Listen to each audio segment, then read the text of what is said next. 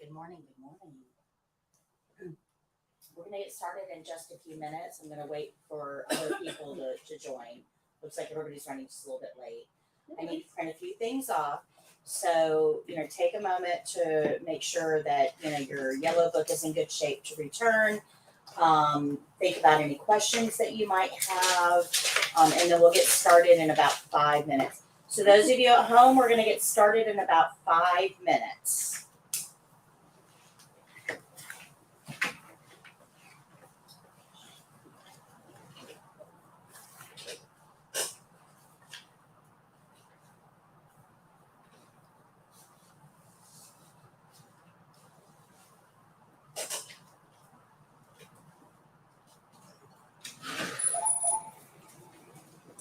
Good morning.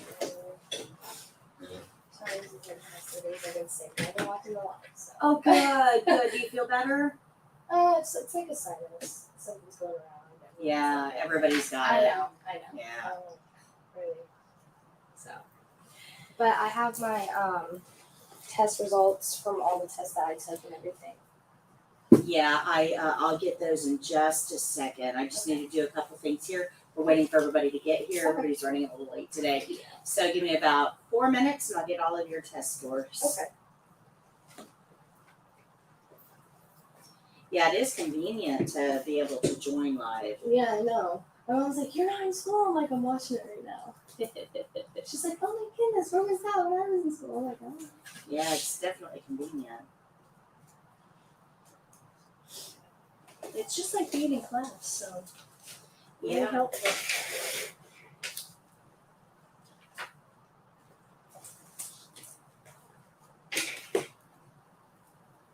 Yeah, we've been live streaming for about almost a year now. And it's working out pretty well, actually.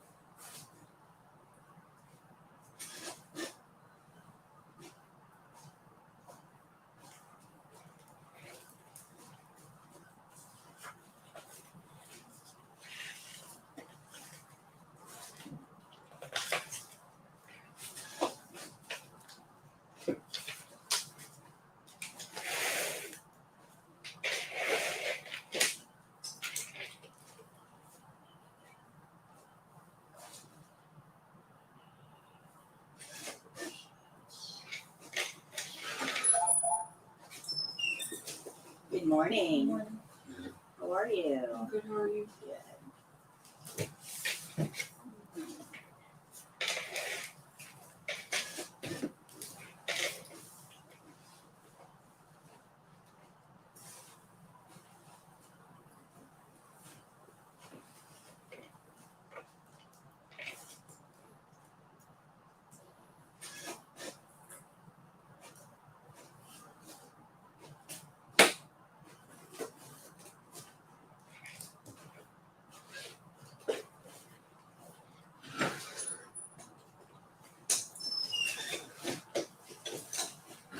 Good morning.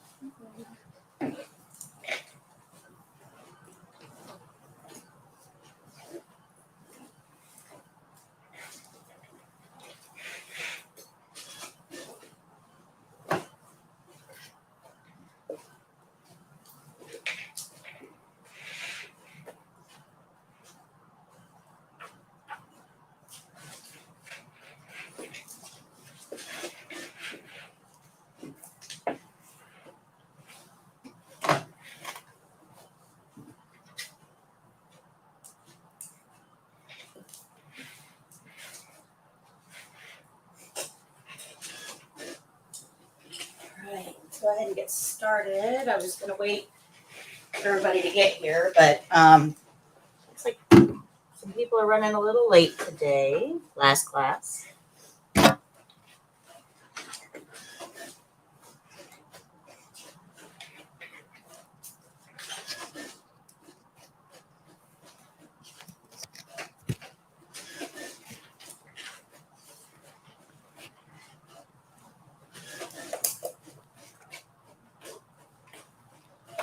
All right, so congratulations, you made it. Made it to the end.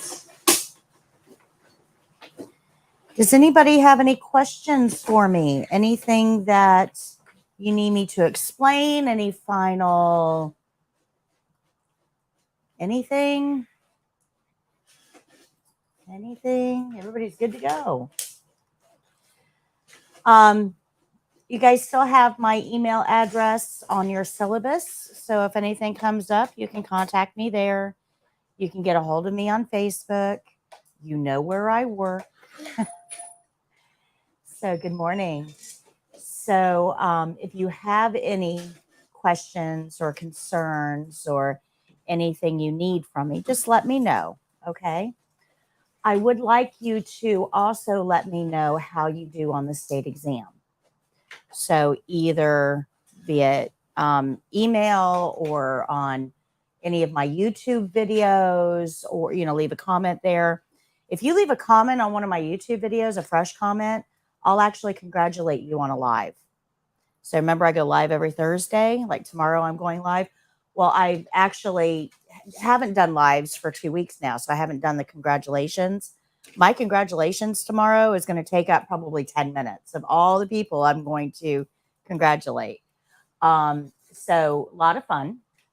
But if you put a comment on any of my YouTube videos, I'll send you a shout out as well. Make sure you say, I was in your class, so I can point you out specifically. Practice is the name of the game, guys. You've now got all the information to be able to pass the state exam, but you've got to practice. You've got to put it into use, right? So remember that you have this room available to you on Mondays and Wednesdays from 1:30 until 4, even after graduation. So make sure you're taking advantage of that. That's the one thing that you guys get that my online people don't. They can't come in and practice. They don't have access to the mannequin and the supplies and the classroom. So that's what sets you guys apart. So make sure you're taking advantage of that. If you're not practicing here, you better be practicing somewhere, because you need to do these skills before you get to the test. Does that make sense? Everybody good? All right, let me go ahead and get your scores for chapter 10 and for anything else that we need to make up. So Mariah,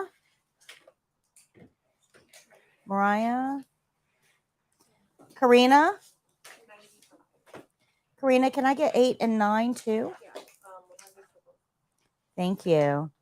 Zion, Janice for 10? Yes. What about 8 and 9? On chapter 9, I got 1 wrong. Okay. And on 8, I got 0 wrong. Very good. Jennifer. Raylyn? On chapter 10, I got 100. Okay. And yeah, let's go back to 5. That's fine. 5, I got a 95. 6, I got 100.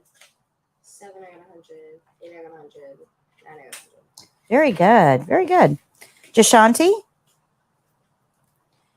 Alana? 100. Did you ever see? I need 4. Oh, Chapter 100. 4. Thank you. Did you see when I commented in the chat on Monday? Yes, I did. And I actually wrote them down. So thank you. I appreciate that. Yeah. I said something about it at the end, but I don't know if I was on mic.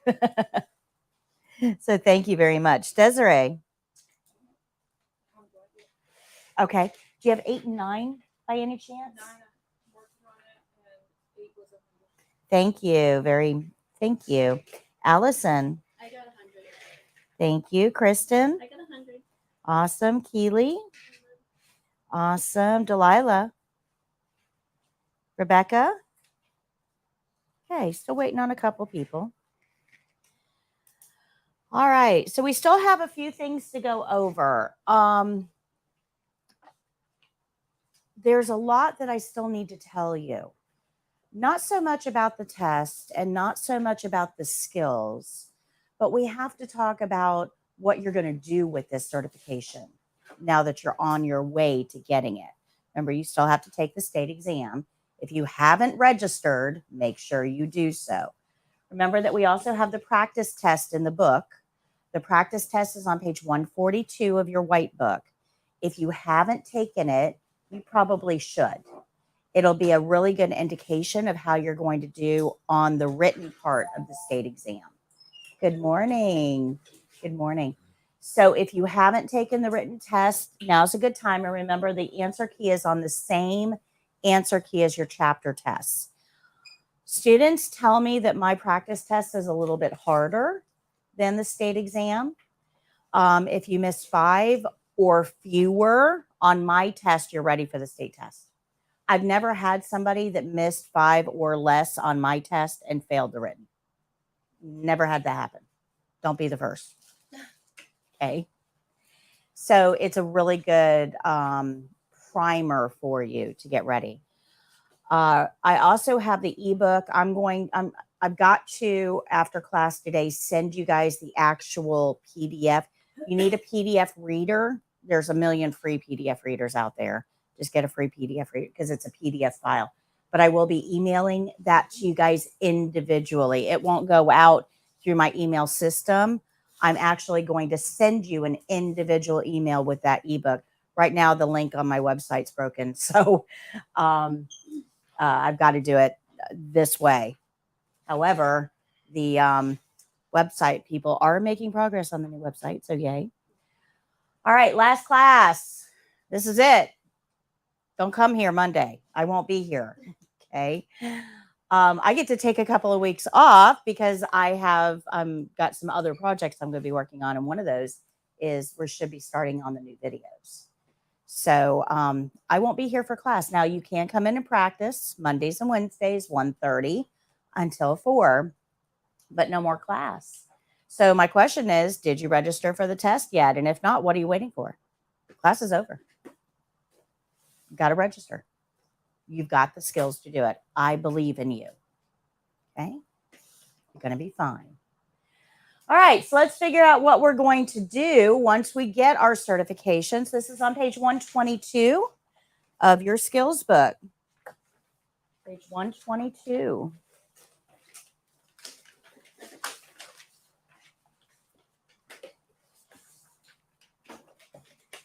So the very first thing we're going to do today is I'm going to show you a video.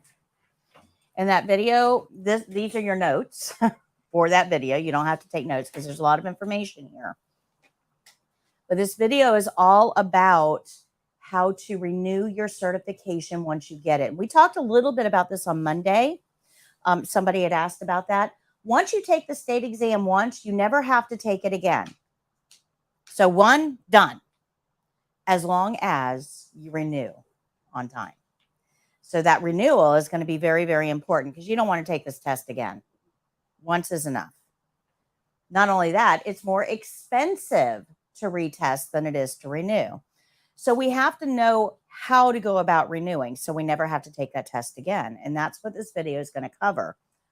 the process of renewal, as well as the requirements. So all of the notes are here on page 122 of your book. In just a second, we will, I'm going to have Caitlin put the video on for you. Let me get this all set up first. And then, oh, you know what, Caitlin? We're going to try this, but I just realized the sound might be an issue. All right, so bear with me. I was working with my assistant, Caitlin. She's behind the scenes. You actually can't see her because she's not physically here. But she runs a lot of this technology for me, and I'm giving her more tasks to do as we move forward. So that's really cool. But we haven't tried this yet. So bear with me. All right, Caitlin, go ahead and start the video, and let me see if the sound comes through. How to renew your Florida CNA certification. Awesome. Guide for Florida CNAs. Yep, perfect. Brought Thank to you. you by foryourcna.com. That's as After loud you as pass I your can state right now. exam, you will receive your certification card in the mail. This card gives you valuable information. Take a moment to look it over. Check your name and address to make sure they are correct. Make a note of your CNA certification number. You will need this for employment and in-service credit. Your certification also comes with a convenient wallet card. Sign this and keep it in your wallet for handy proof of certification. But one of the most important things you need to pay attention to is the expiration date. It will be located near the top of the blue card in the grid. In Florida, CNAs are divided into two groups, odd year group and even year group. Everyone in the even year group will renew their certifications in even years, such as 2018, 2020, 2022, and so on. Everyone in the odd year group will renew their certifications in odd years, such as 2017, 2019, etc. When you become certified, you will join one of these groups. But which group you end up in has nothing to do with when you test. You will be assigned a group when you receive your first certification, and you will remain in that group even if you allow your certification to lapse and you retest later in life. So how do you know when you will have to renew? It's easy. Check your expiration date. Every certification will expire on May 31st, either in an odd year or an even year. You need to know which group you are in. This is Jenny. Jenny became a CNA in 2017. She was placed into the even year group, so her expiration date will be in even years. She is joining a group already in progress, so her expiration date will be the same as theirs, regardless of when she became certified. Everyone in this group has the same expiration date. So, do I have to take the test again? No. As long as you meet all the requirements and renew on time, you will never have to take the state boards again. In order to renew your CNA certification in Florida, you must meet two requirements and pay a small fee. You must work at least once as a CNA for pay in this renewal cycle. You must complete the required number of in-service hours and pay the renewal fee. We will look at each of these in more detail in the following section. In Florida, every CNA is required to perform nursing-related services for monetary compensation within the renewal period in order to renew their certification. That means they have to get paid to do CNA skills. This rule is in effect to ensure that CNAs are using their skills so that they do not forget what they have learned. But there are no specific amount of hours that are required. But be careful. If you are not currently working in healthcare as a CNA, you may not be able to renew. But there is a way. Follow me to see Jim's story. This is Jim. Jim became certified as a CNA in 2016. Jim planned on going to work in the local hospital after he became certified. But Jim's uncle needed help at his bank and hired Jim. Jim likes his new job at the bank and he's doing very well there. He doesn't want to leave the bank, but he wants to keep his CNA certification active. He worked hard to get it. One of Jim's bank customers, a supervisor at the local home health agency, mentioned that they were looking for weekend CNAs to care for some of their new clients. Jim immediately filled out an application. He was hired and now works only one Saturday a month. Jim kept his regular job at the bank, but still met the requirements for renewal. Jim will keep one of his pay stubs for proof of the work requirement. Now let's look at the second requirement, in-services. In Florida, continuing education courses for CNAs are called in-services. You must complete a certain amount of continuing education every renewal period in order to renew your certification. You must complete continuing education in-services in certain topics every renewal period. These will include bloodborne pathogens and infection control, domestic violence, medical record documentation, resident rights, communication with cognitively impaired individuals, CPR skills, and medical error prevention and safety. So remember your expiration date on your certification. You need to compute how many months you will have that certification to determine how many hours you need. You will need 1 hour of in-service for every month that you are certified.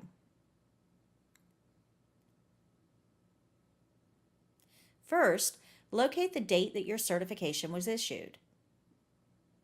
Then locate your expiration date. Count the number of months that you will have your certification in this certification period. So if this certification issue date was January 1st, 2017, and the expiration date is May 31st, 2018, there are 17 months of certification. This certification will be valid for 17 months before renewal. So this certification will require 17 hours of in-services for renewal. Once you have done your required topics, the remainder of the hours can be in a topic you choose. Choose topics that relate to your work environment or an environment that you want to work in. The topics you choose are entirely up to you, and the choices are endless. In-services can even help you if you want to change jobs. How? I'm glad you asked. Let's say that you currently work in a dementia unit. But then your friend tells you about a job opening at a local hospital. You've never worked in a mother-baby unit, but you really want this job. You can complete in-service topics related to this new opportunity to show motivation. This shows that although you lack experience, you are willing to learn. Supervisors like that. Now that you know how many in-service hours you need for renewal and what the required topics are, you need to find out how to get them. Most workplaces require an orientation session for new employees. Some employers will give you in-service credit for completing these modules during orientation. In-services can be awarded for watching videos, classroom instruction, formal group discussions, or even self-study at home. This is a great interview question. Do you offer in-service training hours? In-services can also be awarded for topics discussed in monthly workplace meetings.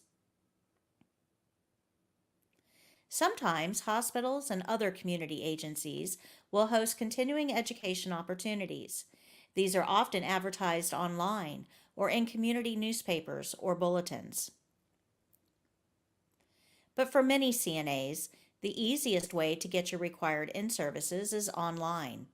There are many online in-service providers. Each is structured a bit differently, but most have some sort of free trial.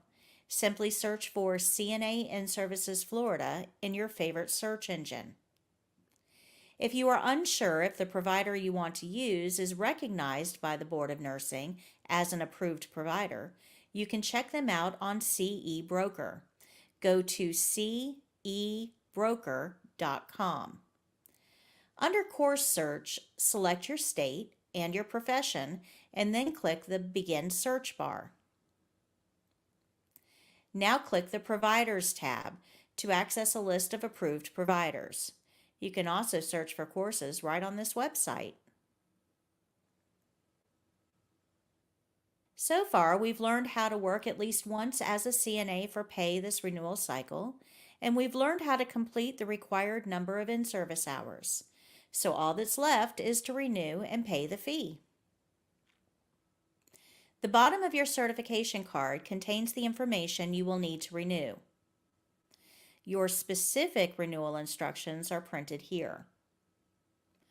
Once you access the website listed on your certification card, flhealthsource.gov, click on Renew a License.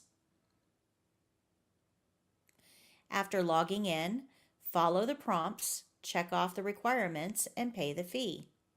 Renewal can take less than 15 minutes to complete as long as all of your requirements are met. You will sign in with your username and password on your certification card.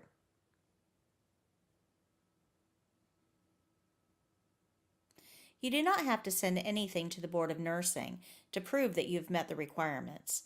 You only need to send proof, which would consist of a pay stub and in-service certificates, if the Board of Nursing requests them from you. You must keep your proof for at least 4 years after renewing. Never, ever lie on your renewal. The Board of Nursing does periodic audits. The penalties for lying on your renewal are severe. Make sure you've met all the requirements before completing your renewal. You now have all the knowledge you need to renew your CNA certification in Florida. Remember to look at your new certification card for your next expiration date. Until then, happy caregiving.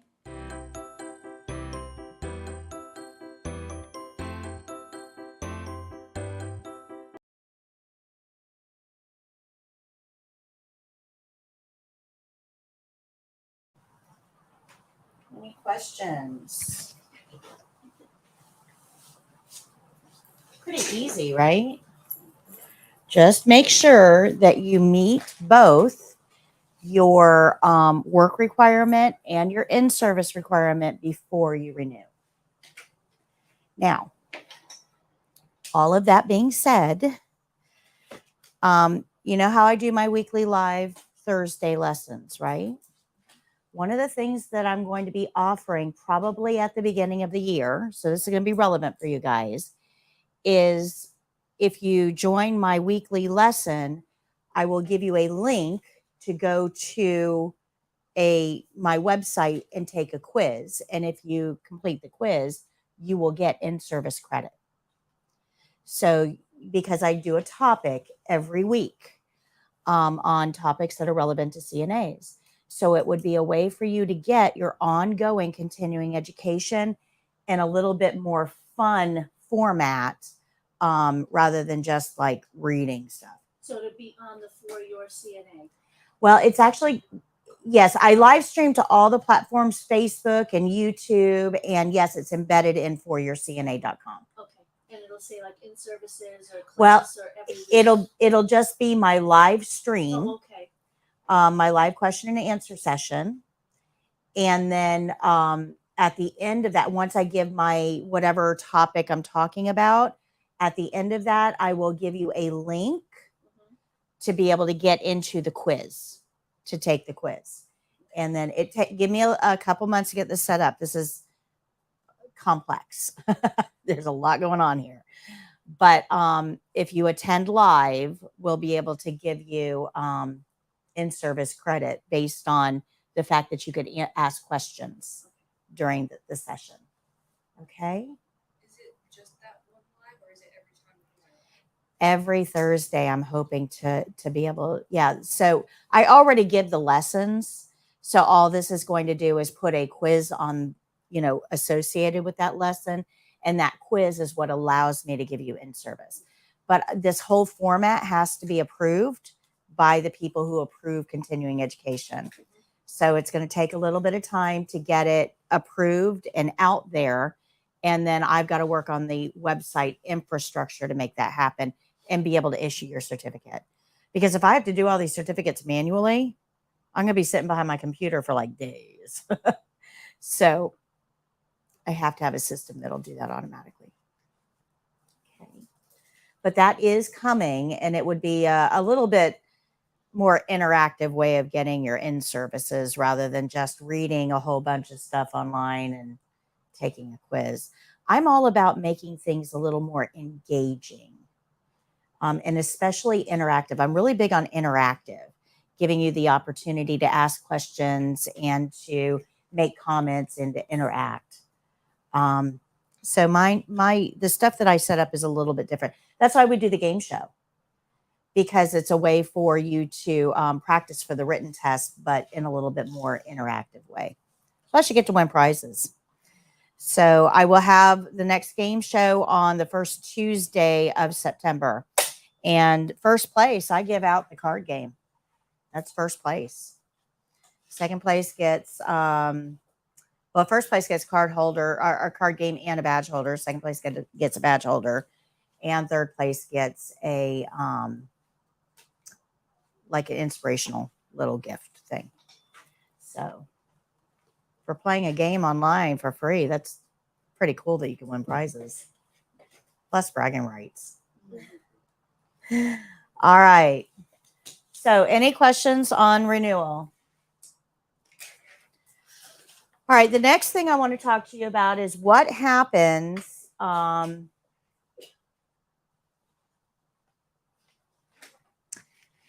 What happens if you want to move out of state? Bless you. Now you are getting certified for Florida. And this is super important, guys. Super, super important.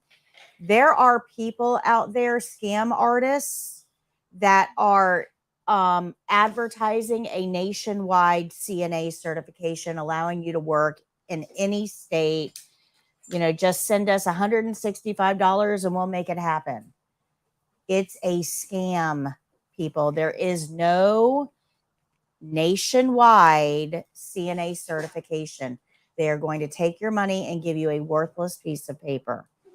Be very careful. Every state requires that you work in that state and you are certified in that state.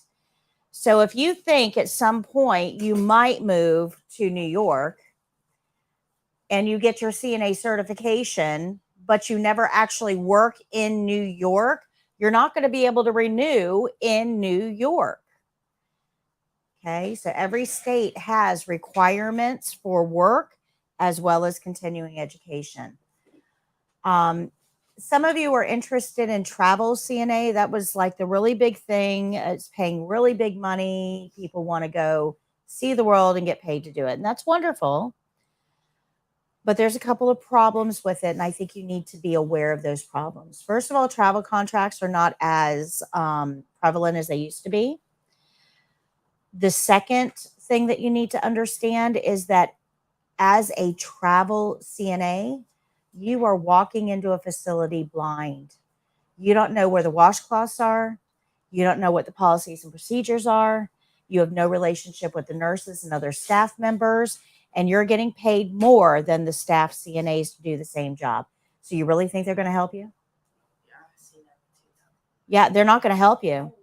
You're going to say, hey, I need help getting this patient out of the bed. And they're going to say, hey, you're making $24 an hour. Figure it out.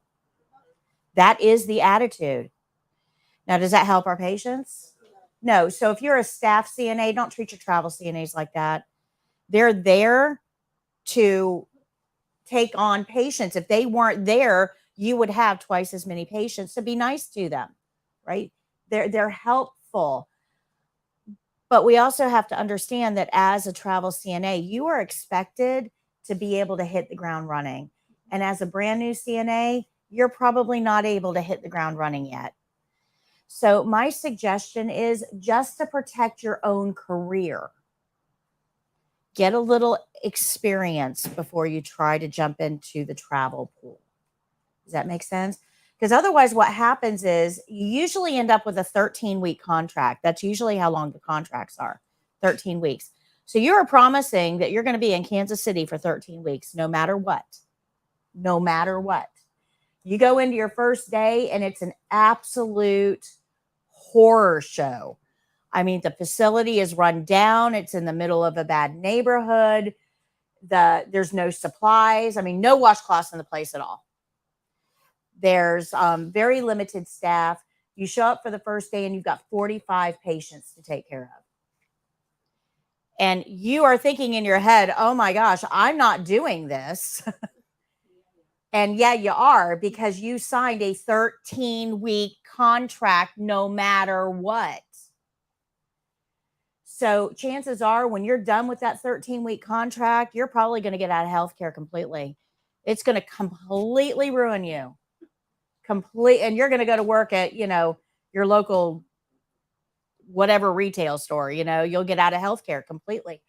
Don't do that to yourself. You worked hard for this. You accomplished a lot to get here. Don't sabotage yourself right out of the gate. So let's talk about travel real quick.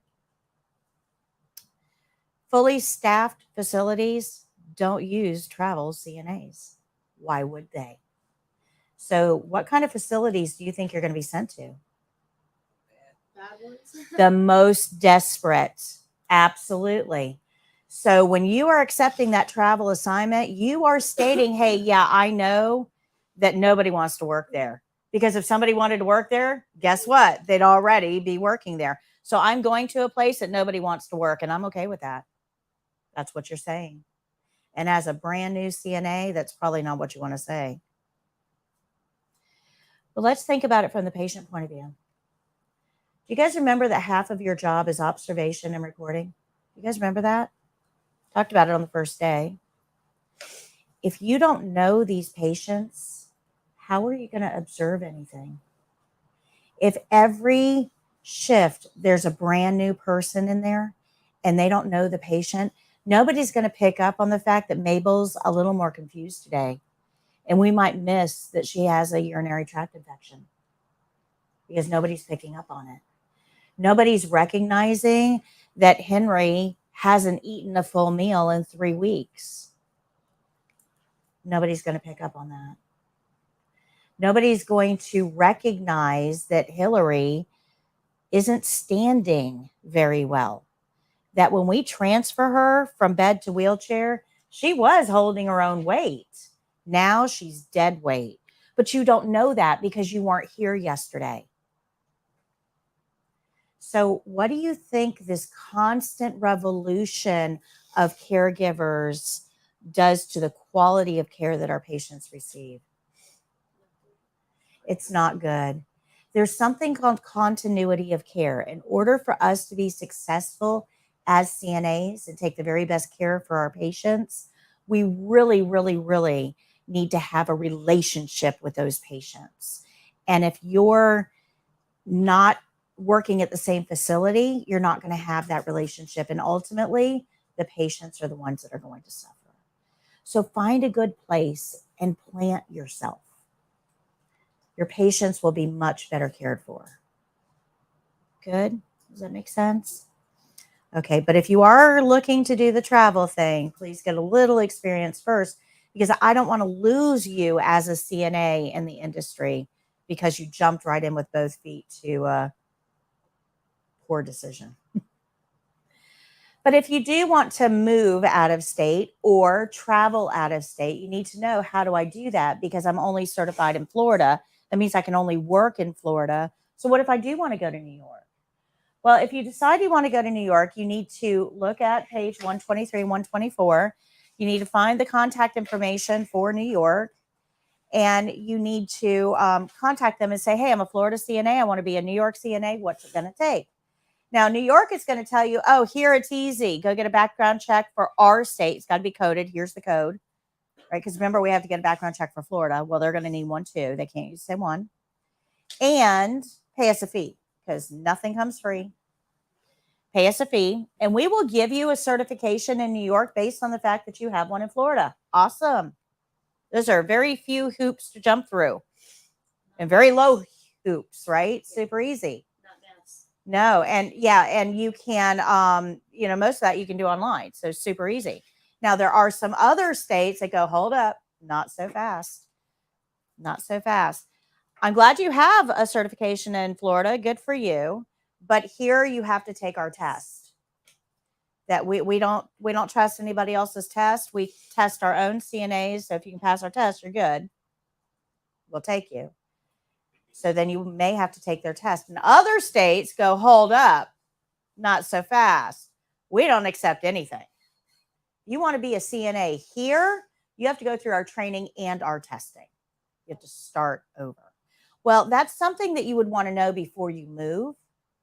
So like if you got your heart set on Nashville, Tennessee, and that is the one place you want to be with your life, you probably need to know that they don't accept certification. So if you want to be a CNA in Tennessee, you've got to go through their training and testing. You need to know that before so you can plan. So all of the contact information is here. You can easily contact them to find out what the requirements are. You need to give yourself about 6 weeks lead time. This is not a fast process, guys. This does not happen overnight. You need to give yourself about 6 weeks of lead time to get your certifications. This applies even for travel CNAs. Now, if you're working with a travel agency, they're going to help you with this. They'll do a lot of the paperwork for you, and you'll just sign off on it. They'll help you with it, but you still have to go through the process. Okay. Good. So remember that the education that you got here, the training that you got here is for Florida. It does not meet the needs of other states. You need to remember that as well. I'm going to give you a certificate. It's really pretty. You can put it on your wall. Yay. Doesn't mean a thing. Does not mean a thing. It does not prove that you got a certain amount of training to meet the needs of any other state. Okay. It's just pretty. Because I like you to have something, something, because this is a big accomplishment. You guys did awesome. I am super, super proud of all of you. Big accomplishment. And I want you to have something to acknowledge that, but understand the limitations there as well. Good. Let's talk about this. Finding a job. It's on page 125 of your book.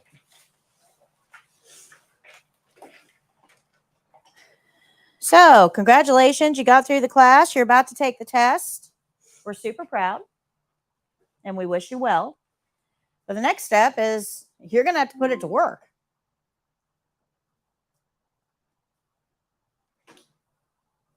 That's weird. You are going to have to go get a job. So a couple things that we need to talk about. Finding a job in healthcare is different from finding a job in other industries. It doesn't seem like it would be, but it is. If you want to work at the local big box retail store down the road, you go in and you ask, the manager, and they say, oh, just go on one of those jobs boards. All of our listings are posted there. So after a while, you stop going into places and you start relying on those jobs boards, right? So you pull up a jobs board and you look to see what's listed there. Every one of those listings on a jobs board online, like Career Builder, Monster, Snag a Job, those types of places, every one of those costs money for the employer to post. Now, I recently just hired a couple of retail people a couple months ago.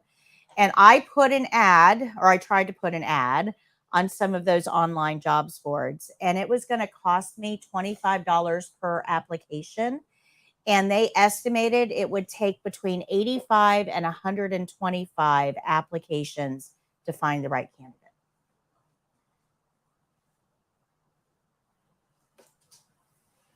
I'm not paying that much. I can't afford to pay that much. So what did I do? I went on my local Facebook group and I put on there, hey, I'm hiring. I put notes in my window. I'm hiring. I used my network. I'm hiring, because you know what? None of those things cost money. So if we think about that for healthcare, we have a chronic CNA shortage. Even if they hired every person in this room at the same place, they would still have openings. We have a chronic CNA shortage, which means that these employers would have to pay constantly. Constantly. They're not going to do that. They don't have the money to do that. So, what are they going to do? The same thing I did. They're going to post it on their website under a careers or a jobs tab. That's the first place you look for a job. Go to all of the facilities' websites in your local community, and I've got a resource for you. I make it easy. Just like everything else, I make everything easy, right? You also want to look on their Facebook pages and Instagram and Twitter, because they'll post when they have openings. You want to look at your network. Everybody in here knows somebody that works in medicine. Think about it. It is the industry in our county, the industry. You know somebody that works in healthcare. It might be your mom. It might be your aunt. It might be your neighbor. It might be your cousin's best friend. You know somebody that works in healthcare. So you need to tap them and say, hey, don't you work at the hospital? So what do you do? Are they hiring? Now, when you say that to whoever in your network, they're going to go, oh, yeah, my place is hiring. And you know what? They get bonuses. So if you put my name down when you do your job application and they hire you, I get a bonus and you get a bonus. Right? So what employers do is they have their current employees try to find them more employees. Now, that's a really good system, because if I like you and we get along great, and you tell me about an opening and I get hired and we get to work together, they already know they're going to have fewer personality problems because we already know each other. And the number one reason that people leave a job is not the job, it's the people, right? So it's a good system. So you need to tap your own network. Where do you work? What do you do? Are they hiring? Good. So finding a job is different. Do not sit on your couch and flip through jobs boards and go, oh, there's only like 12 CNA positions on, findajob.com. Yeah. Because remember that not all positions are going to be listed there. Not all positions. You also might want to consider looking a little outside your thought processes. So let me ask you this. When I say find a job in healthcare, where is the first place that comes to mind? Where do CNAs work? Nursing homes, hospitals. Okay, nursing homes, hospitals, where else? Assisted living facilities. Those are the top three. Everybody always says those top three. When I say home care, you're going to go, oh, yeah, that's right. Home care too. Yep, home care too. And then I'm going to say hospice. You go, oh, yeah, hospice too. There are more places to work than you immediately think about. But let me give you a couple of others that you probably didn't think about. School clinics often hire CNAs. The health department can hire CNAs. In fact, when the health department, during COVID, when they started getting involved in COVID testing, they actually called me here and said, how many students do you have? I'll take them all. Take them all. Need them. Like right now. Like send them over. Okay. So in Florida, you can work at doctor's offices. You do not have to be a medical assistant. And a lot of them will train. And if anybody is on the Spring Hill Facebook group, there was a doctor's office that just advertised on there, willing to train. Rehab centers like Encompass will hire you. Mental health facilities like Springbrook will hire you. Jails. Yes. Do you know correctional facilities use CNAs? I saw a little post that they did. Yep. Yep. They will. Yep. Because think about it, right? When people go to jail, some of them get sick. They don't just leave their diabetes at home when they go to jail or prison. They may have long-term illnesses because of the lifestyle that they've led. They may even have cancer and are terminal. We don't take those people and say, oh, I'm so sorry you're not doing well. Let's let you out of jail. No. It doesn't work like that. They have to receive care where they are, which means that the jails and prisons and correctional facilities have to have a nursing area to take care of those patients. Those are opportunities. And guys, in a lot of those, you get great benefits, fantastic benefits. And I know that openings don't open up all that often, which tells me that the people that work there keep those jobs. It's a big deal. We also have veterans centers, the Veterans Hospital, the Veterans Nursing Home. And if you get into the VA system, you can actually move from facility to facility. You want to go to Hawaii? We'll transfer you to Hawaii. So you also get federal benefits with that position. So there's a lot of really, really good opportunities out there that you may not have necessarily thought about. We tend to stick with hospitals, nursing homes, assisted living, but there's a whole lot of other opportunities out there as well. Another one that you may want to consider, for those of you who have daycare experience, right? You've worked in a daycare, you're good with kids. There are daycares where kids that can't go to regular daycares go. If you've got a trach, these daycares across the street, they aren't taking you. Or what do they know what to do with a tracheostomy? They don't have a clue. Those kids can't go there. If your kid has a G-tube where we feed you through a tube, you can't go to a regular daycare. If you've got a seizure disorder, those daycare workers will freak out if somebody has a seizure in their building. You can't go to a regular daycare. So where do these kids go?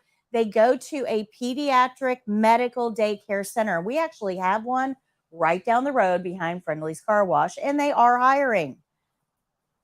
So think a little bit beyond hospitals, nursing homes, assisted living. There's a lot of opportunities out there. Now, hospitals, assisted living, and nursing homes do need you as well. Yes, children's hospitals. Yes, absolutely. Absolutely. So there are a lot of jobs available for you. We are still in a critical CNA shortage. We need roughly about 1 million CNAs nationwide. Yeah, so we're still in a critical shortage. You want to know how we get out of that? We have 1.4 million CNAs working. If every CNA just found one person in their orbit, just one.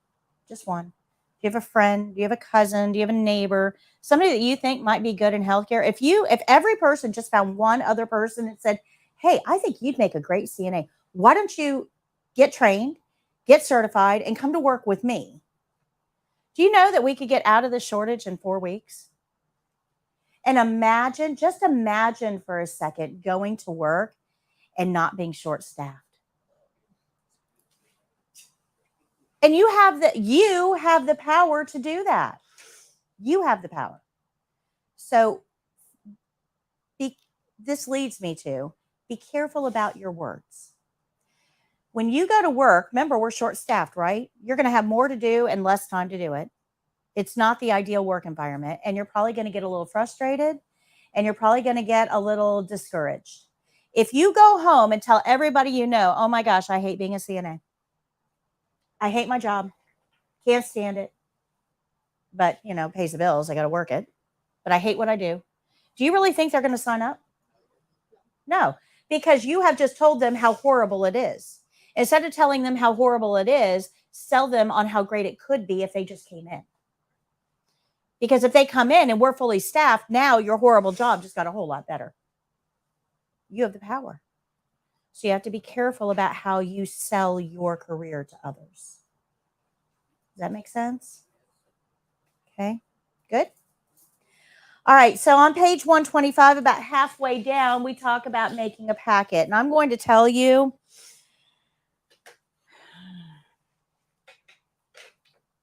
out of everything that I'm telling you about finding a job, this is probably the most important. And this is probably the one thing that everybody glosses over. They don't make a packet. The person that makes the packet is going to get hired. It's that simple. It is that simple. Hiring managers have no time. Do you guys know how much I juggle here?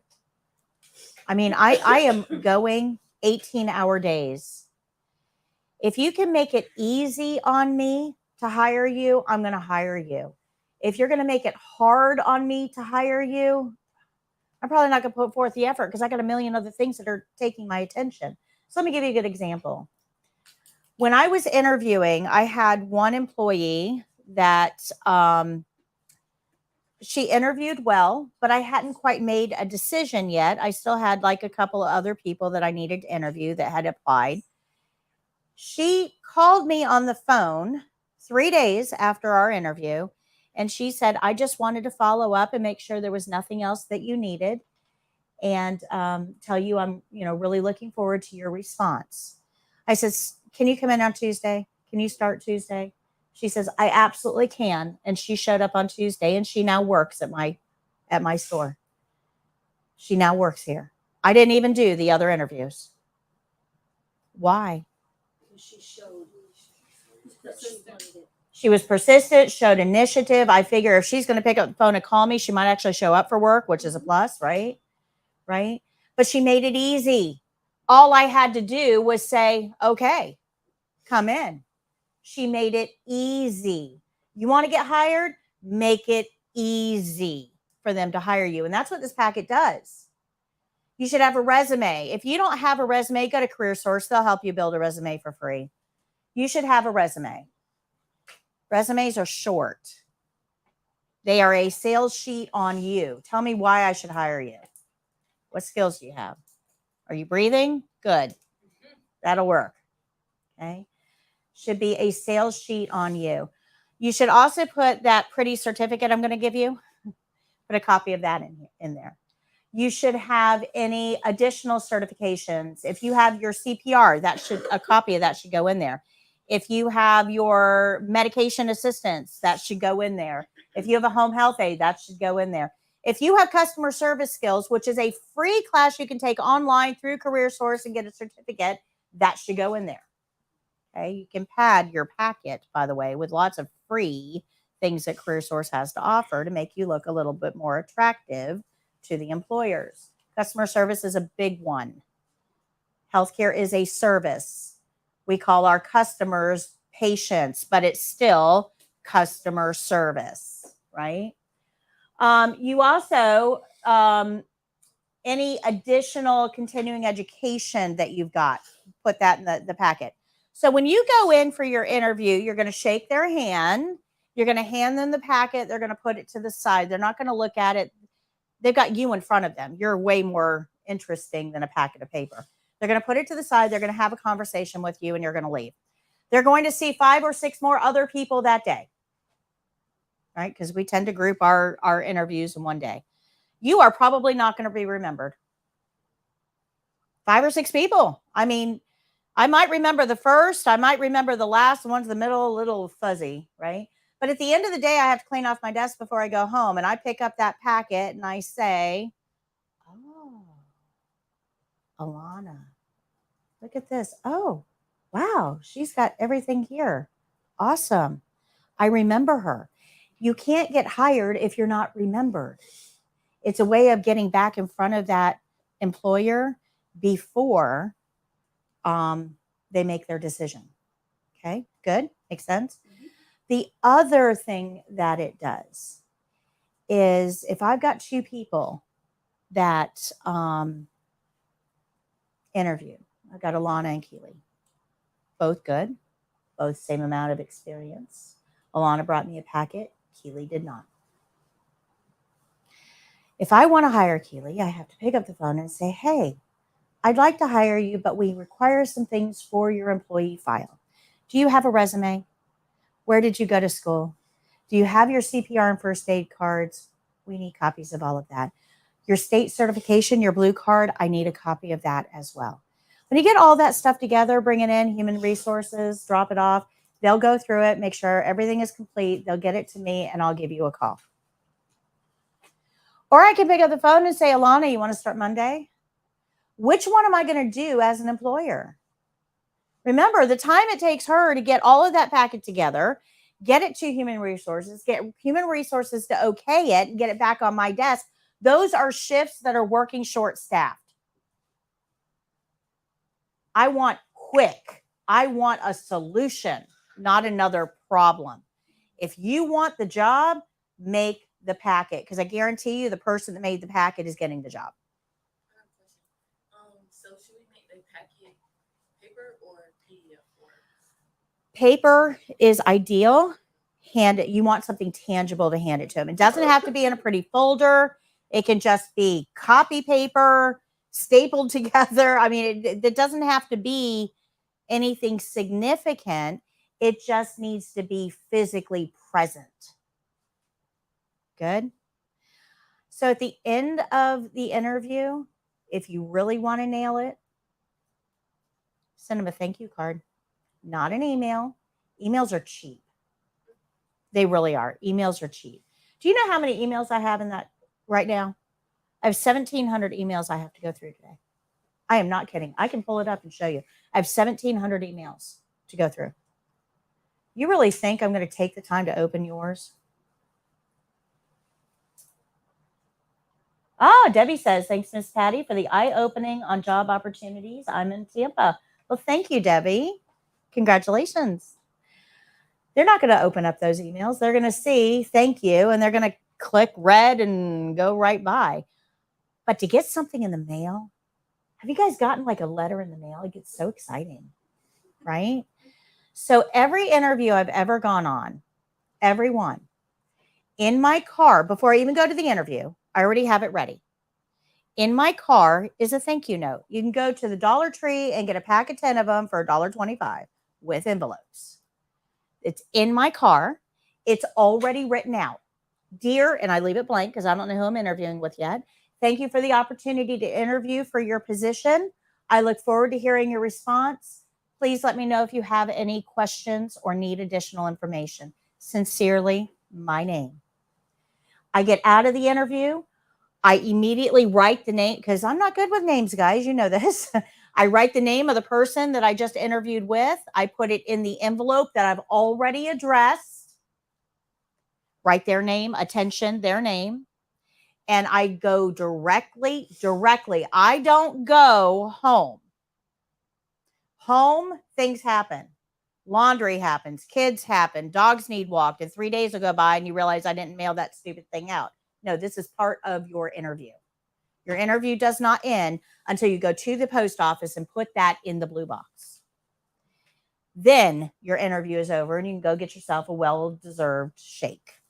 Okay, I got a question. So what if you like do that to a whole bunch of like interviews that you have, and now you're just stuck with a lot of jobs? Okay, that's a good problem to have, right? You've got all the jobs you interviewed for. And now you're trying to figure out which of these 6 is the best fit for me. So let's talk about that.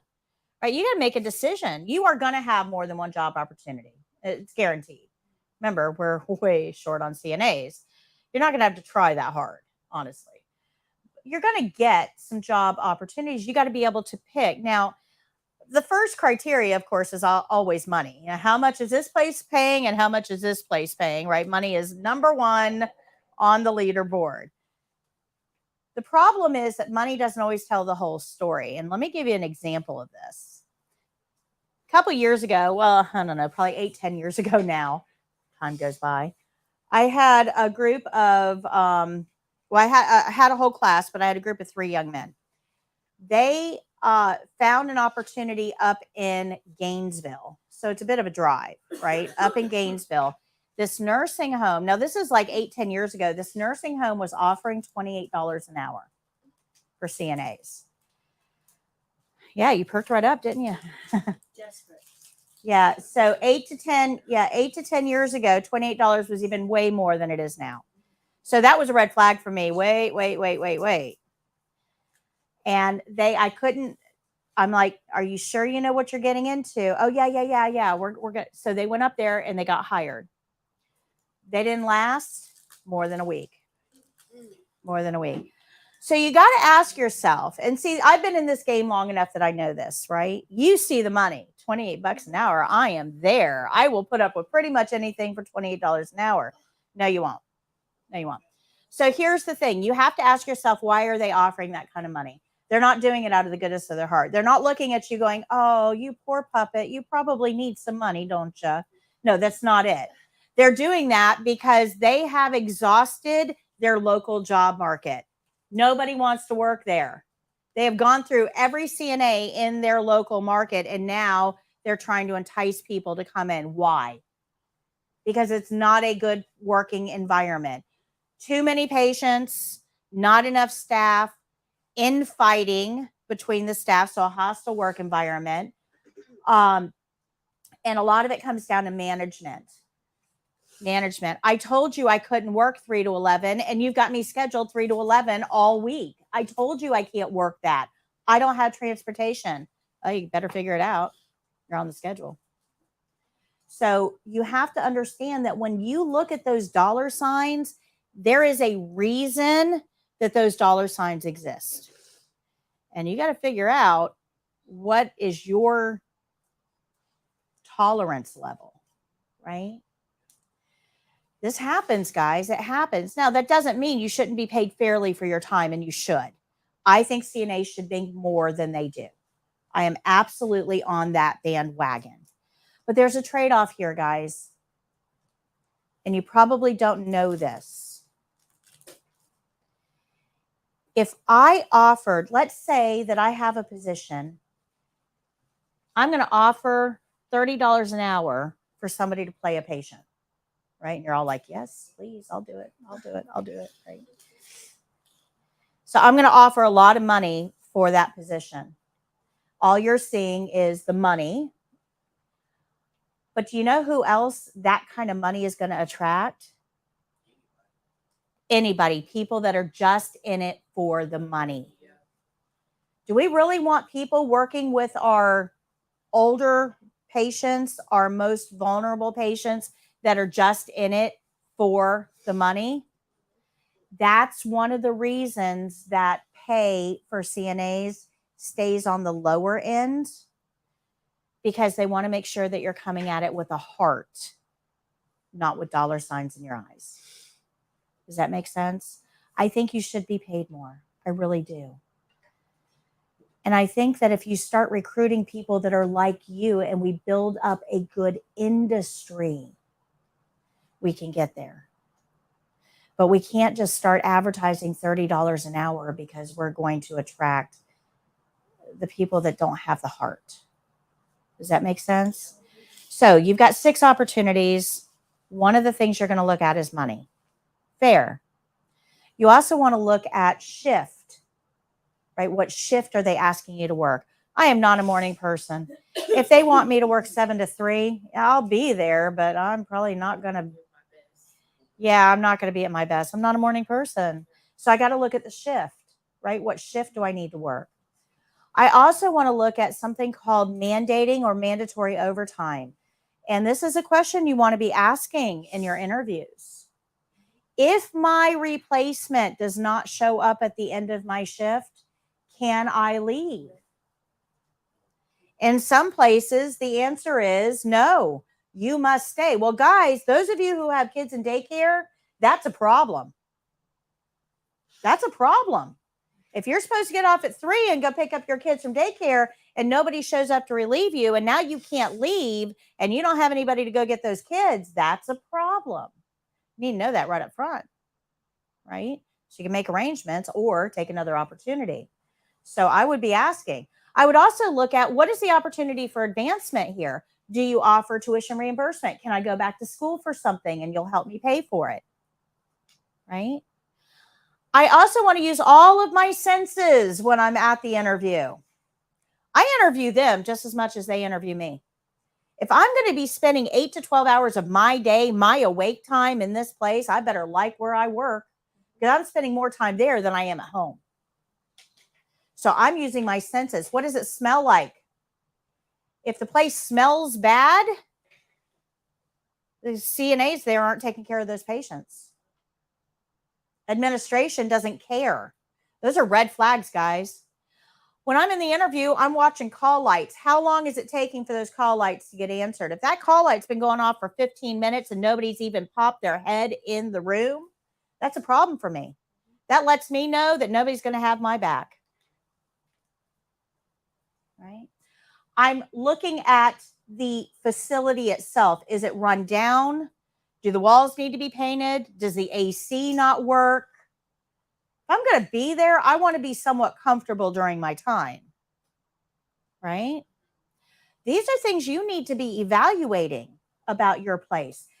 There's nothing worse than taking a family member into the place that you work to pick up your paycheck or something out of your locker and go, sorry, this is where I work. Or you can walk into a place and go, wow, this is where I get to work. Isn't it gorgeous? Where do you want to work? So we're going to evaluate on more than just money. We're going to look at opportunity for advancement. We're going to look at how the facility presents itself, how well our patients are taken care of, what the place looks and smells like. All of those things need to factor into your decision. Okay, good. I'll tell you a situation I was in one time. I was interviewing at a place and I'm sitting in the lobby and you can just see a little bit of each hallway, right from where I'm sitting, just a little bit.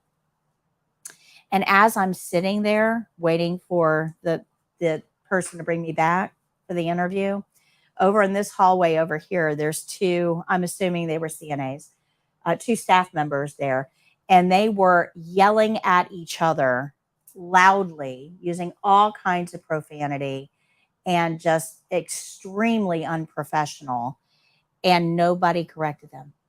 Other staff member just walked right by. So this is apparently normal. I didn't even stay for the interview. I literally gathered my stuff, got up and walked out. That's not my place. That is not my place. You need to fix that and then maybe we can talk, but that's not my place. Right? So pay attention. Guys, you're going to be spending more time there than you are at your home, more waking hours. You need to make sure it's a place that you're okay with being at. So that's how we evaluate. Okay, good. Questions? That'd probably be a good lesson for my live tomorrow, wouldn't it? All right, Caitlin, make a note. We now have our topic. Things to consider during an interview. All right. So when we want to find a job in healthcare, I told you I'm going to make this easy for you, right? If you go to my website, foryourcna.com, in the top menu over here, I have after certification. If you open that sub menu down, you'll see local employers. When you go to this page, this is what it looks like. This is here for Hernando County only. So those of you online, I did not do this nationwide. This took me days. So if you look here under hospitals, I have all of the hospitals in our area. Okay. If you click on it, it will automatically take you to their website, their jobs page on their website, specifically targeted for CNA jobs or PCT if it's the hospital.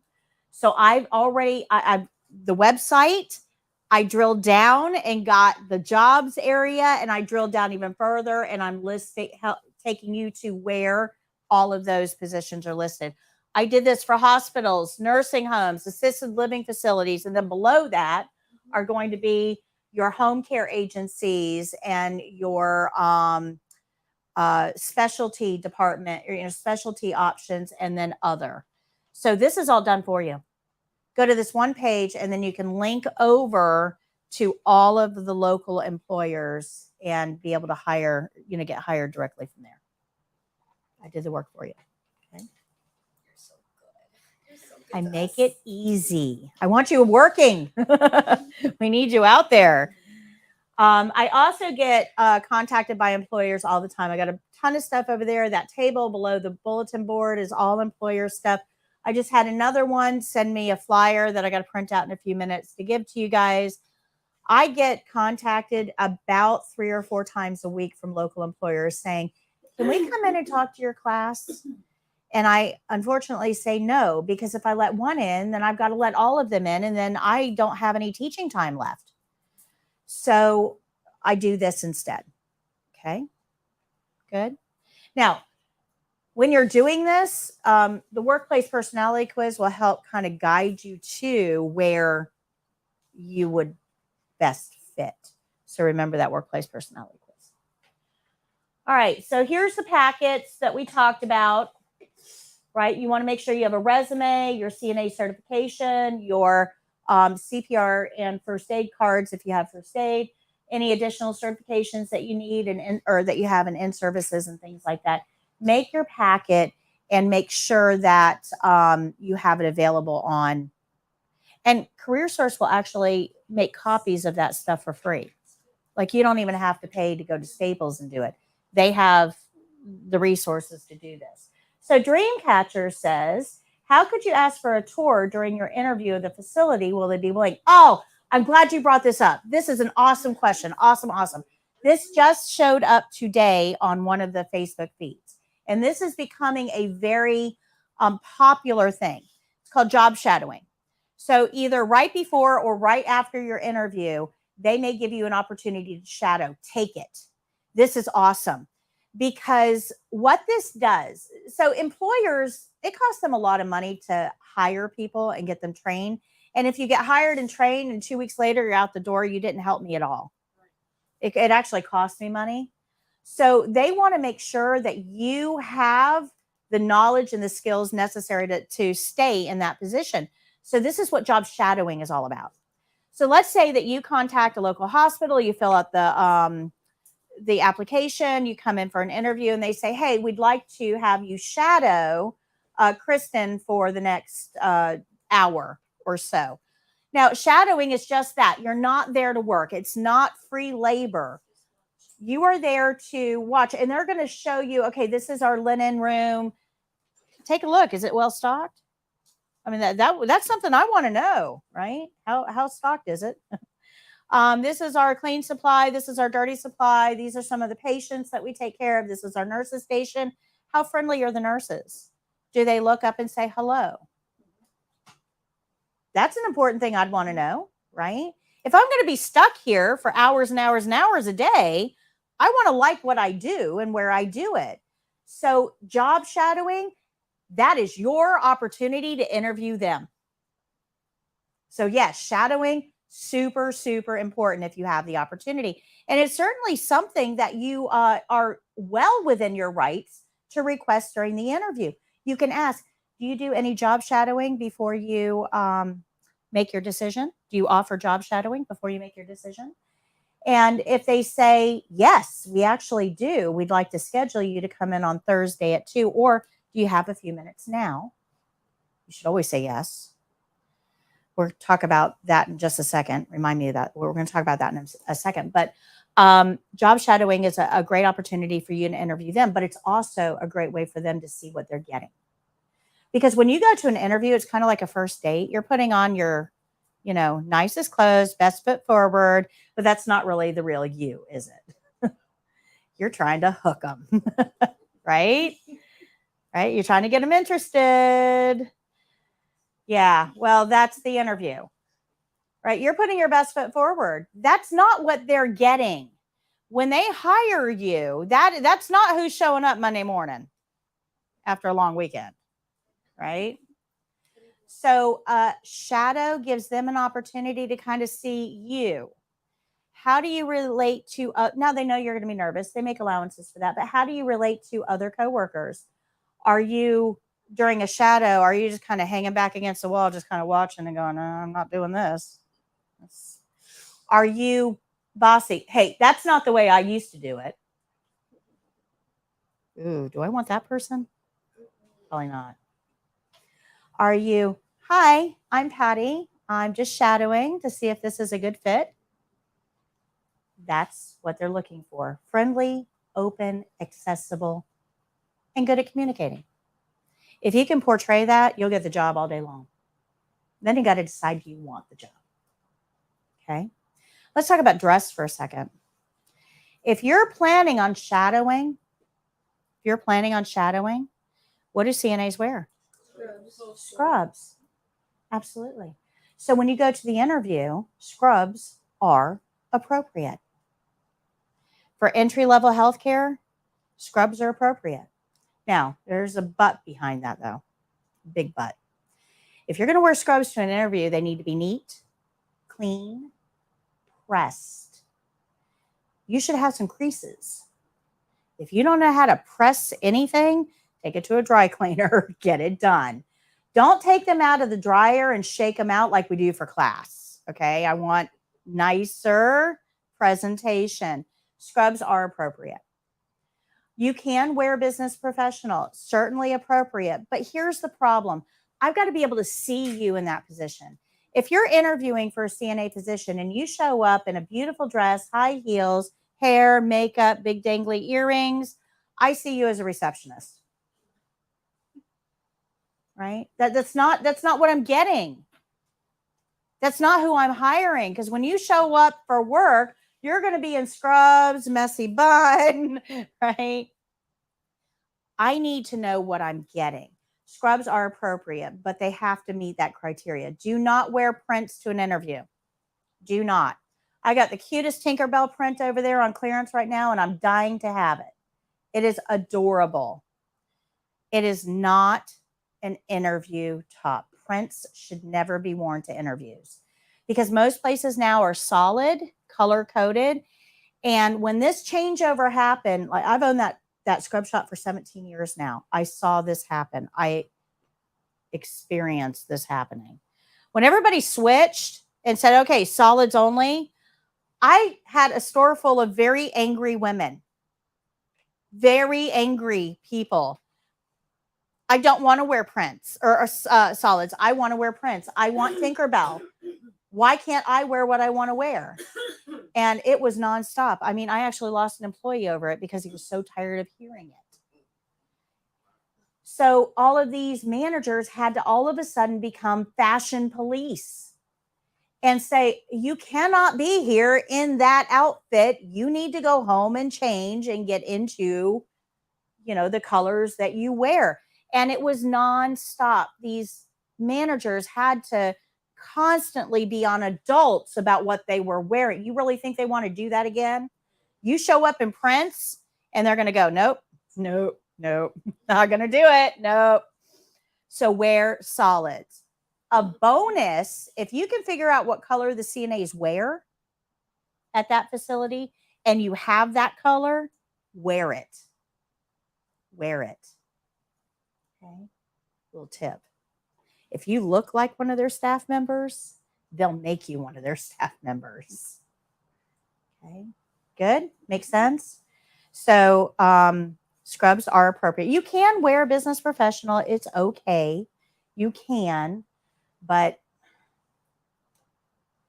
it's better to be what you are. That sounds like something my mom would say. I'll play the part to be the part. Absolutely. Yeah, there's an old saying, dress for the job you intend to get, right? Dress for who you want to be, not who you are, the position you are. So all of those apply here, and scrubs are appropriate.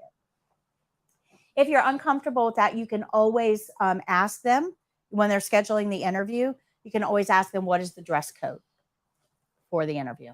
That's appropriate. But if you think you're going to be shadowing, you need to be in scrubs. Do not go in casual clothing. They don't like people in casual clothing out on the nursing floor. It doesn't look professional. Okay. Good? Questions? All good stuff, right? Okay, thank you card.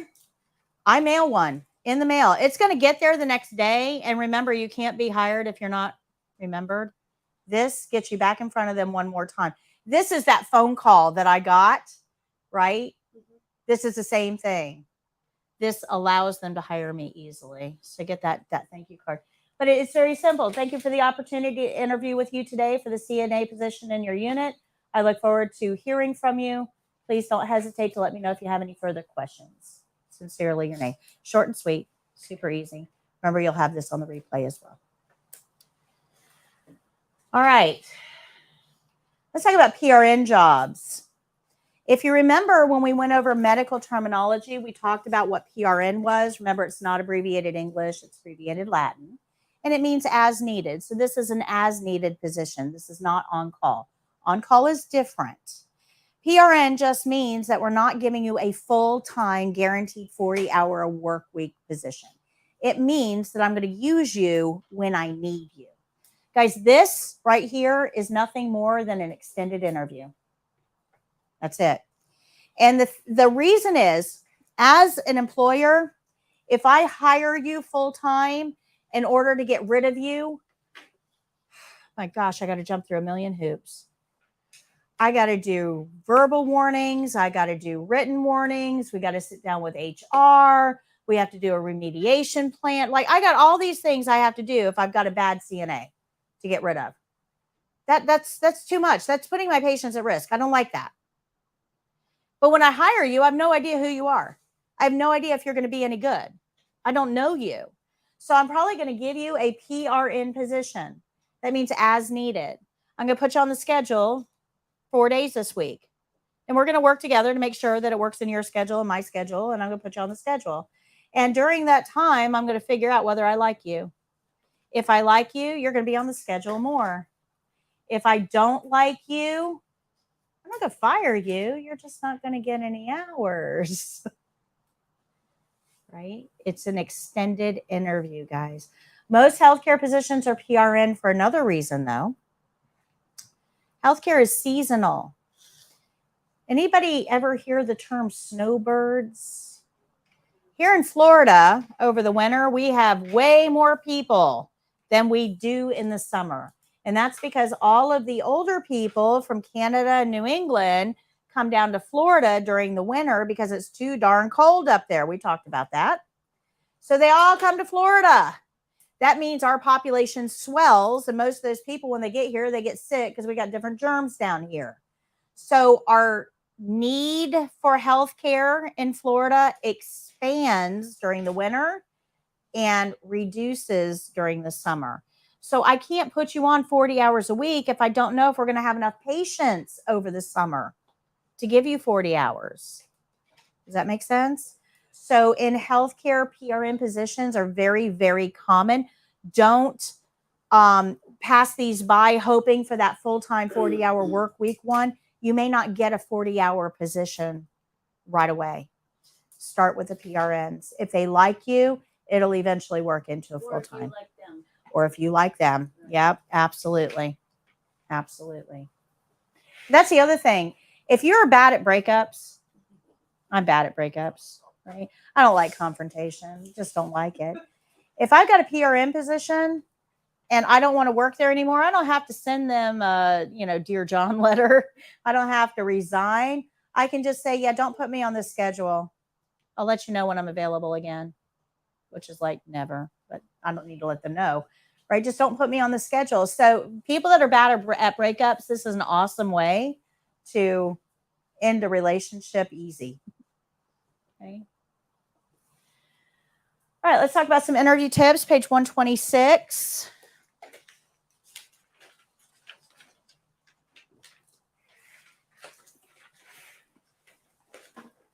Now, chapter 10 in your book went over a lot of this.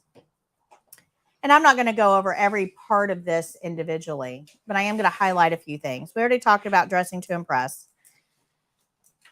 We talked about paying attention while you're waiting for your interview. Use all your senses. And you should get there about 10 minutes early so that you have time to pay attention, right? You also want to be odor neutral. Now, unpopular conversation. If you smoke cigarettes or anything else, do not do so before your interview. You may think that we can't smell it. I can tell you we do. And if we can smell it, the patients are going to smell it. So be odor neutral. Don't use heavy perfumes to cover up odors. You want to be clean. Okay. So very, very important. Make sure you smile, act like you want to be there, even if you don't. Act like you want to be there. I interviewed somebody when I had that position. I interviewed somebody that the tables were this way then, that was sitting like right over there, right in that middle seat there.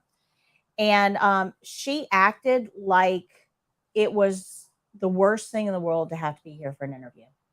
I mean, she was just...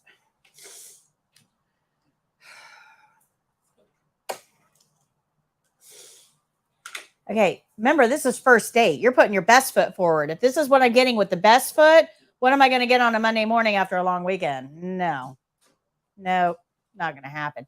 You need to act like you want to be there. I know there's a million other places you'd like to be.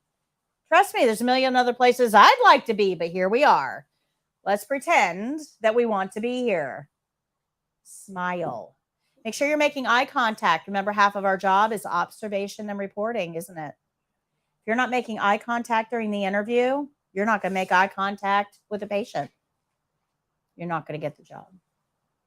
Make sense? Make sure you're answering questions thoroughly, but there is a caveat to this. Don't get long-winded. The answer, the whole answer, and nothing but the answer. Let's keep it short and sweet. And that brings me to... Where is it? Do I not have gum yet? I don't have it. Okay. All right. So that brings... All right. You want a pen for this. I thought I had this here, but you want a pen for this. Because I don't have a slide for it.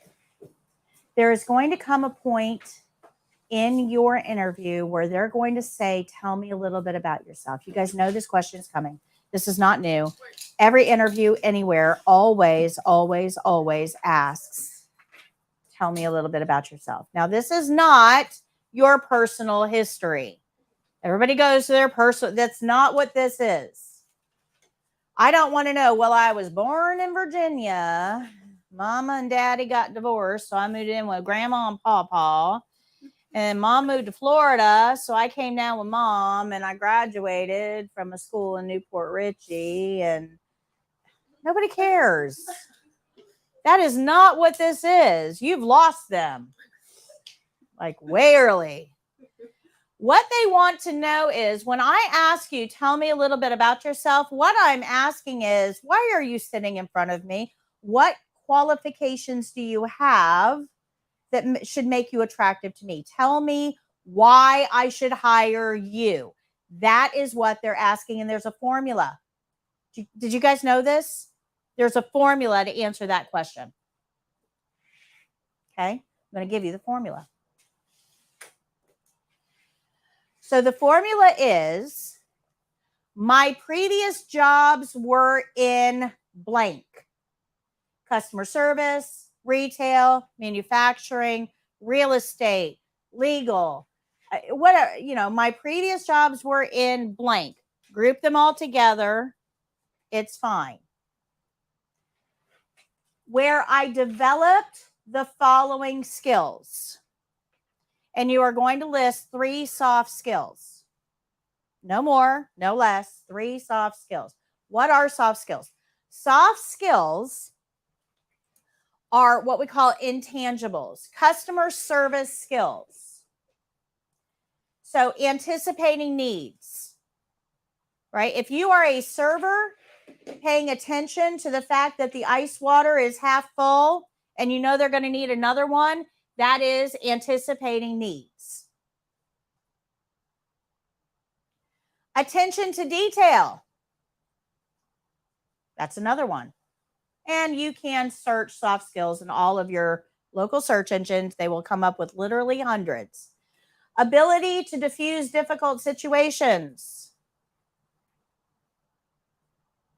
Good communication skills. Active listening skills. Teamwork. Prioritization.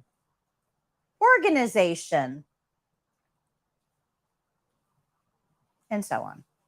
You can Google the rest of them. Okay. So, well, my previous jobs were in food service, where I learned prioritization, organization, and attention to detail. And then you want to tell them why you entered healthcare. So I really have a passion for helping people. I took care of a family member and found that I really enjoyed that. I'm looking for an opportunity with more opportunity for advancement. Why are you here? What you have to stop and think about what brought you to a CNA program, right? Why are you here? So because of that reason, I took a CNA class. I recently got certified and I'm looking to enter healthcare, right? I'm looking to start my new career. And then you want to give them 3 reasons why they should hire you. I believe I would be a good asset to your team.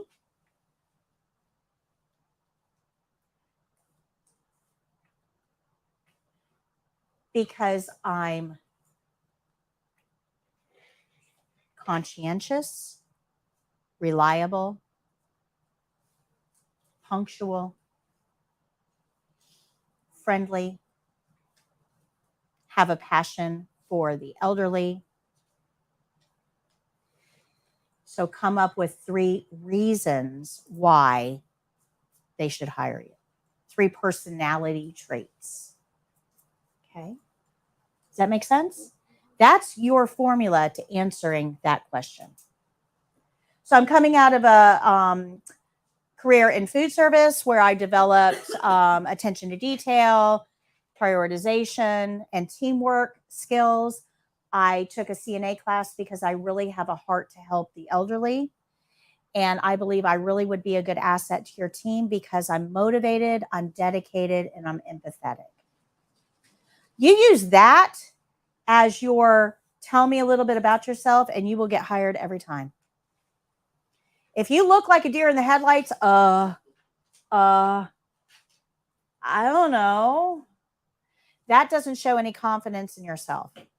You have to have some confidence. They have to know why they should hire you. But there's a formula for this. Okay. Good. So previous industry, 3 soft skills, tell them why you wanted to be a CNA, and then end with 3 personality traits that make you attractive. Okay. You can read the rest of page 126 on your own. Good? Does that help? Okay. Remember, there's a practice test on page 142 that's there to help you. We talked about that already this morning. And then a couple of resources that you may find helpful moving forward. Remember that we have our live every Thursday at 3. So tomorrow I'll be talking about apparently these topics on my live. We also have the practice kit to help you. If you can't come in and practice, you might want to purchase one of those. If you get it today, it's still $45.99. It's worth it. If you wait until after today, it goes back up to like $64.99. Yeah. So if you're going to get one, today is the day. We also have the flashcards next door. Those are $14.99 through today, and then they go up to $19.99. And actually, those are going off sale. The $19.99 is my sale price. They're actually $24.99 They'll go back up to $24.99 the 1st of September. In August, they're on sale, but you get them for $14.99. The card game, you can buy it, but you can win it if you're first place at the game show. And remember the practice room. This is the back of your ID badge. Practice room times are on there. Remember that you have access to that online course, and you have access to it for 12 months. So everything that I told you in here is in there in an interactive format. So it's not just you listening to me. You're actually going to be involved in it. So if you haven't accessed that online course, you probably should. It's a great way to review for the state exam. Okay. And then remember, we have the game show the 1st and 3rd Tuesday of each month. So this is my begging. I've been doing this. Oh, thank you, Mariah. Awesome. All right, Mariah, you need to come into the retail store and drop off your yellow book and pick up your graduation folder. They won't give you your folder until you turn in the book, but they're open Monday through Friday, 10 to 6, Saturday, 10 to 4, and your folder will be over there. So I will get your grades there. Okay. All right. So I've been doing this class for 15 years. Long time. I've got literally thousands of successful students out there. And I'm just talking about the ones that have been sitting in this class, not my online people, right? This is just classroom people. On Google, I've only got, this is an older picture. I think I have 60 reviews now or something like that. I need reviews, people. Literally thousands of people have taken the class. And so I used to just hope that you guys would do. Now I'm asking, can you please give me a review on either Google or if you got any value out of this class, if it helped you at all, please give me a review so other people can find me. I think that's fair, right? So if you can think about it, we like reviews. If you did not like the class, if you have a complaint, please let me know. This is your class. I will do what I can to make it right. Okay. All right, and then we have a review sheet that I'm going to give you. I'm actually going to give you 2 review sheets today. Class 8, which is just like we get for every class, but I'm also going to give you a principles review sheet that has every single one of these principles on it. And it has blanks in there for you to fill in to make sure that you remember all of those principles. You probably want to do that today while you're in class and you have these banners behind you so you can double check your answers. Remember, they are in your skills book as well on page 19. All the banners are. But, you have these as well. So let me give these to you. And then you are going to put your yellow books on this table for me, and we're going to go out front and take a class photo. When we take that class photo, or after we take that class photo, we're going to take a brief break. And we're going to stop taping at that point. And when we all come back from the break, I'm going to give you your graduation folders and congratulate you. And then the rest of the class will be practice for you. Okay, so good. Let me give you your sheets.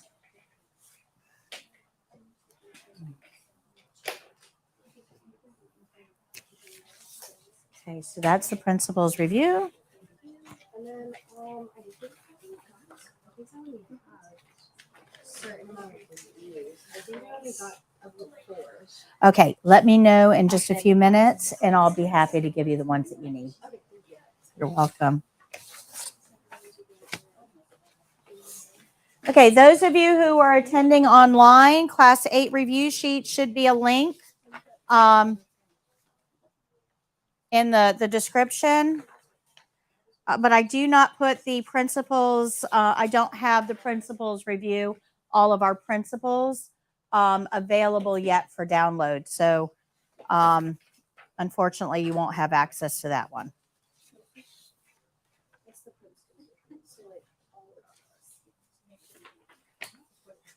Yes.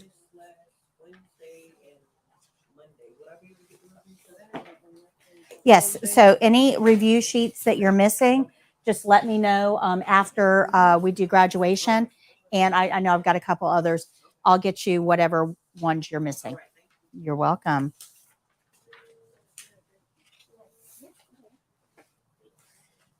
All right. So if you could, if you don't mind, let me sign off real quick online. And then we're going to go take our class photos. So everybody online, thank you so much for joining us. This does conclude this session of the CNA test prep program.